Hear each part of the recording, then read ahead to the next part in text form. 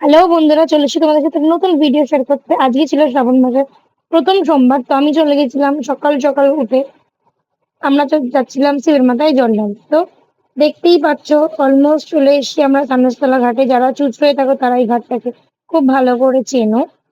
তো এসে আমি যেহেতু বাড়ি থেকে সবকিছু নিয়ে এসেছিলাম, তার জন্য আর কিছু কেনাকাটা করিনি।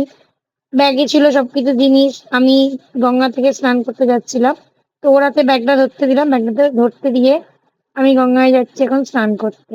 গঙ্গায় প্রচুর জল, একা একা কোনোদিন গঙ্গায় স্নান করতে নামিনি, তাই একটু ভয় লাগছিল।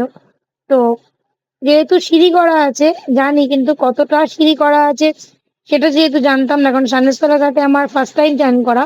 আমি আমাদের বাড়ির সামনের ঘাটেই চান করি। তো ওই জন্য দেখতে পাচ্ছি আমি বুঝতে পারছিলাম না কতটা সিঁড়ি করা আছে বা কিছু।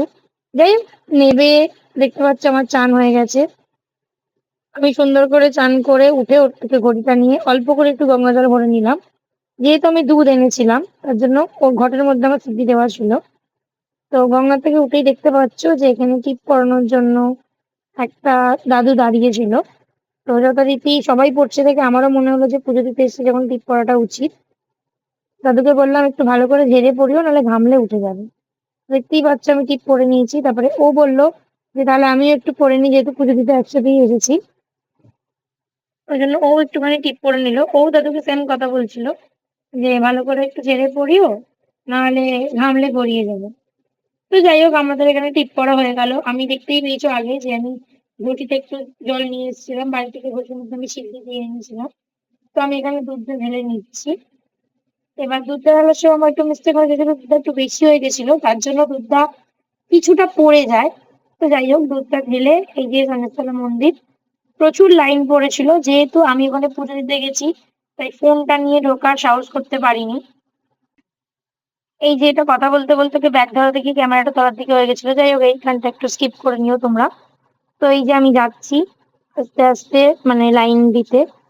আমি যেহেতু একা গেছিলাম আর আমার পক্ষে পসিবল ছিল না যে ক্যামেরাটা নিয়ে ভেতরে ঢোকা, তো যার জন্যই আমি ক্যামেরা নিয়ে ভেতরে ঢুকতে পারিনি বা ঢুকতে চাইনি। চাইলেই হয়তো পারতাম, কিন্তু চাইনি ক্যামেরাটা নিয়ে ঢুকতে। কারণ যেহেতু পুজো দিতে এসেছি, মন দিয়ে পুজো দেওয়াটাই উচিত। এই যে দেখতে পাচ্ছ তোমরা, সামনেতলা মন্দিরে লাইন ছিল। তো আমি যথারীতি ভেতরে পুজোটা দিয়ে বাইরে চলে এসেছিলাম লাইনে দাঁড়িয়ে পুজো দিয়ে। তো এবার আমাকে ধূপ মোমবাতি জ্বালিয়ে সুন্দর করে বাবার মন্দিরে আমি একটু ধূপ আর মোমবাতি দেখিয়ে নেবো। তো এত সামনে ভিড় ছিল, সামনে মোমবাতি জ্বলছিল বলে ধরাতে একটু প্রবলেম হচ্ছিল। বাবার মন্দিরে সুন্দর করে ধূপটা জ্বালিয়ে দিলাম। তো চলো। তো যেহেতু ওখানে আমি পুজোটা দিয়েছিলাম, দিয়ে ধূপ দিয়ে বেরিয়ে এসেছিলাম। তো ওখানে যেহেতু আমি যখন ক্যামেরা নিয়ে ভেতরে ঢুকিনি, তোমাদের হয়তো ভাবতেই পারো আমি জল ঢেলেছি কি ঢালিনি। তো অবশ্যই জল ঢেলেছিলাম ওখানেও। তো এটা আমাদের দিদার বাড়িতে জগদীশ্বর বাবার মন্দির।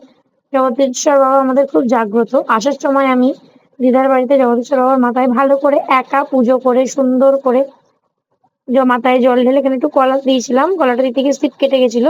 ভালো করে জল দিয়ে ধূপ ঢেলে পুজো করে বাড়ি চলে এসেছি। ভিডিওটা ভালো লাগলে লাইক করে দিও। Bye bye.